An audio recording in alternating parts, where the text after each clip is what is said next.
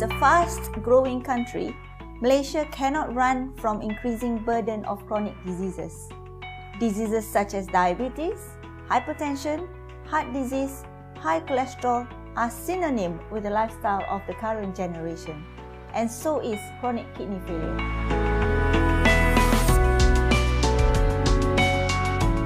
Local statistics has shown the increasing number of new patients starting dialysis each year.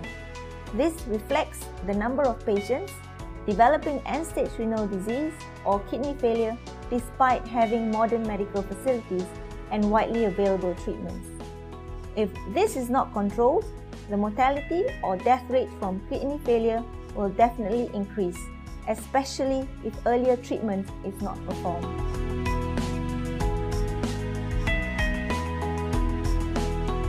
Do you really know what is chronic kidney disease? Chronic kidney disease is a disease that disturbs the normal function of the kidneys. There are many diseases attributed to the cause of chronic kidney disease, such as diabetes, hypertension, inflammation such as chronic infection, connective tissue disease like SLE, kidney stone, and taking medications known to harm the kidney, for example, painkillers, traditional medications, herbal therapy, and unlicensed medications. If the risk factors are not well controlled and failure to seek early treatment, chronic kidney disease will eventually lead to kidney failure. Kidney failure is dangerous because it will lead to death. The best treatment is kidney transplantation.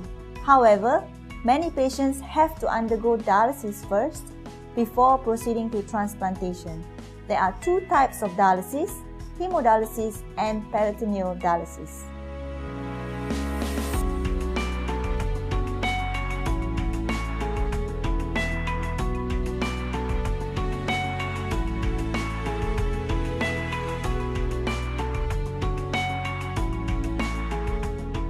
Peritoneal dialysis is the preferred choice of first dialysis.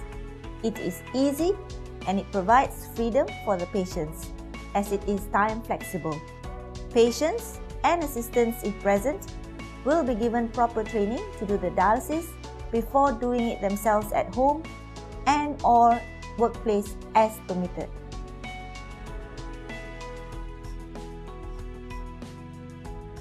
Even though peritoneal dialysis is a better choice of first dialysis, it is not the preferred choice by most patients. However, there are some patients who are unsuitable for peritoneal dialysis and have to go through hemodialysis.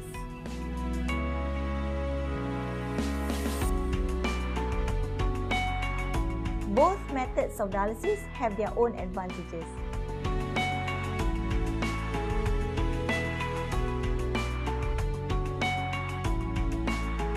However, peritoneal dialysis has more benefits.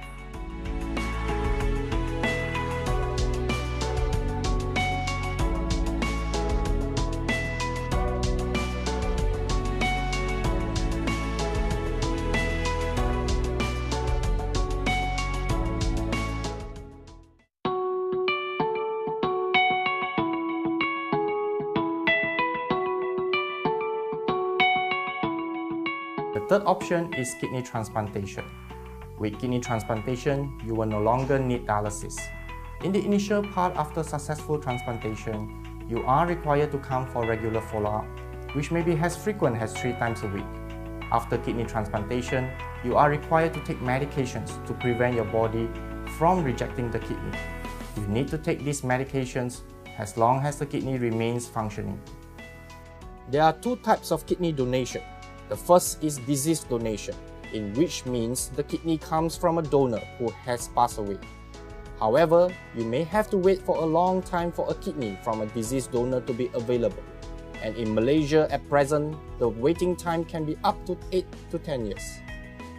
The second type is living donation, in which the kidney comes from a living donor, usually from family members. If you have a willing donor, your waiting time for a kidney can be considerably shorter. The success rate in living donation is also higher. Patients who were diagnosed with kidney disease should discuss with a doctor. The doctor will list your name on the organ receiver waiting list and determine whether you are eligible for receiving kidney from a deceased or living donor. As of 31st December 2011, there are more than 25,000 patients undergoing dialysis, of whom 15,000 are eligible for kidney transplantation. However, in the year 2011, we only performed 81 kidney transplantation in Malaysia. You can make a difference by signing up as a potential organ donor. There was a significant change in life when I was diagnosed with kidney failure because every day you have to undergo the CAP dialysis. I was put on the waiting list for about 4 years when I signed up, and there is available kidney for me from a deceased organ donor.